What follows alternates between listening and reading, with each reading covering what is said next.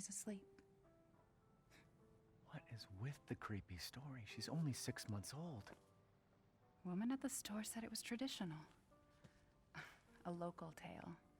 What's going on, everyone? This is Matt, and welcome to Geek Syndrome Gaming. Today we're going to be talking about Resident Evil Village, the latest installment in Capcom's long-running action horror franchise. This game can be purchased on PC, PlayStation 4 or 5, the Stadia, and on the Xbox, the One X, the Series X, or the Series S. All the footage from this review was captured on a PS5, and at the end of this video we're going to award the game with a buy, pass, or wait. Resident Evil Village is set 3 years after the events of Resident Evil 7, and Ethan Winters returns as the protagonist. I'm just cautious. He's been living with his wife Mia and his daughter Rose. Cautiously. Things start off simple enough, then things start to get really out of hand really fast. After a car crash, you find yourself in a snowy village filled with werewolves, vampires, and all manners of disturbing monsters. The story is intense and enthralling, and you find yourself pushing through all the gore, the horror, and the intense moments just to see what happens next. The host of characters also keep you engaged. Lady Dimitros, the Duke, and others like Heisenberg and Mother Miranda. The story also provides several twists and turns that I didn't see coming, What are you saying? and in my opinion, it's one of the best told stories in the Resident Evil franchise. Just like its predecessors, the game gets very scary. Jump scares around every corner, deformed monsters from your worst nightmares, and an atmosphere that fills you with complete dread. It really sets the tone for this horrifying experience. The first sense that alerts you to danger is sound, and the boys and gals at Capcom really capitalized on that. It's one of the things that makes this game really shine. And playing this on a 5.1 stereo system, a pair of good headsets, or a decent soundbar really enhances the immersion. Listening to the vampires moan on the other side of the door is maddening, and every creak and sound has you swinging the camera around because you think something is behind you. At one point, you're on the run from a giant baby-like monster, and listening to him scream and shamble around the room is a video game moment that I will never forget.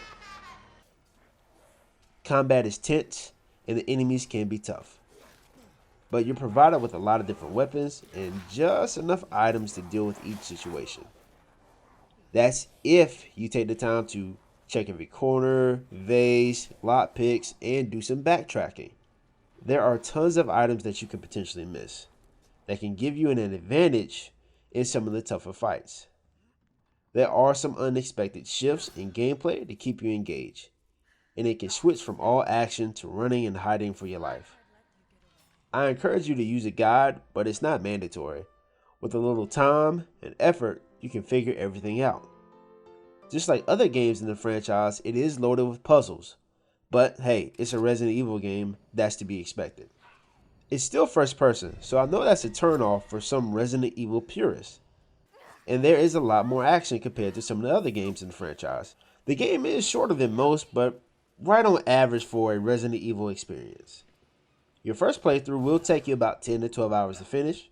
It's also very accessible, and it has a few different difficulty settings, so you can make the game as easy as you want it to be or absurdly difficult. Visually, the game is very, very stunning. Impressive character designs, well-crafted areas, and the level design is done in a way that makes you think the world is much larger than what it actually is. Here at Geek Syndrome, we recommend that you buy Resident Evil Village. What we think you'll like is the engaging story and the horrifying atmosphere. You may want to consider waiting if you have concerns about the gameplay length or the fact that the game is a first-person shooter. Once again, I didn't mind either one of those things. I think Resident Evil Village tells a complete story and it doesn't overstay its welcome. I also like the first-person mode as well because it did make the combat seem very, very fluid. If you like this video, be sure to like and subscribe to our YouTube channel. And you can catch me and Ed every Friday on the Geek Syndrome podcast. That's available on Spotify, Apple Podcasts, Google Podcasts, YouTube, and just about everywhere else. Thanks for tuning in, guys. Till we see you again.